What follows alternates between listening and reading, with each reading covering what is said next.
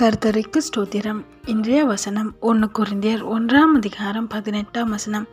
சிலுவையை பற்றிய உபதேசம் கெட்டு போகிறவர்களுக்கு பைத்தியமாய் இருக்கிறது, ரட்சிக்கப்படுகிற நமக்கோ அது தேவ பலனாய் இருக்கிறது.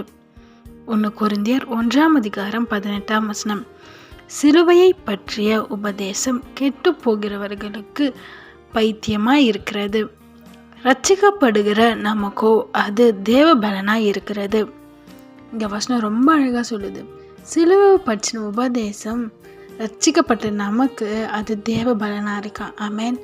அதை பற்றி தெரியாதவங்களுக்கு, அதை புரியாதவங்களுக்கு அது எப்படி இருக்குன்னா பைத்தியமாக இருக்குதான். உலக காரியங்களை தேடி நாடி ஓடுற அவங்களுக்கு அது ஒரு பொருட்டாகவே தெரியாது. அது அவங்க வேல்யூ பண்ணவே மாட்டாங்க. பைத்தியமாக இருக்கான் அவங்களுக்கு.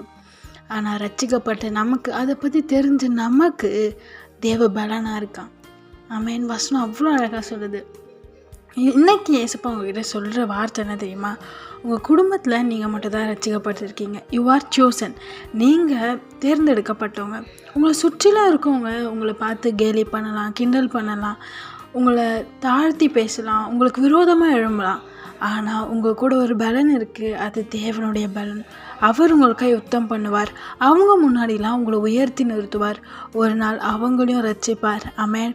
நீங்கள் ஜெபித்து கொண்டே இருக்கீங்களே, எவ்வளோ நாள் நான் ஜெபிக்கிறது, இவங்க ரட்சிக்கப்படணும்னு சொல்லி காத்துட்ருக்கீங்களே, அவங்களெல்லாம் ஏசப்பா ரட்சிக்க போகிறார். உங்களோட இருக்கிற பலன் தேவ பலன். அவர் உங்கள் கூட இருந்து அவங்க எல்லாரும் முன்னாடியும் உங்களை உயர்த்தி ஆசீர்வதிப்பார். உங்களுக்கு பலன் கொடுத்து எல்லாவற்றையும் மேற்கொள்ளவும் தைரியத்தை தருவார். புது லைஃப் ஸ்டார்ட் ஆக போகுது, நான் இந்த வாழ்க்கைக்குள்ளே போகிறேன், இந்த வேலைக்குள்ளே போகிறேன், நான் என்ன பண்ணுவேன் அப்படின்னு இருக்கீங்களே, உங்களுக்கும் அவர் பலன் தந்து உங்களை ஆசீர்வதிப்பார். பயப்படாதீங்க, கலங்காதீங்க. ஏசப்பா உங்கள் கூட இருந்து உங்களை ஆசீர்வதித்து உயர்த்துவார். ஆமென்.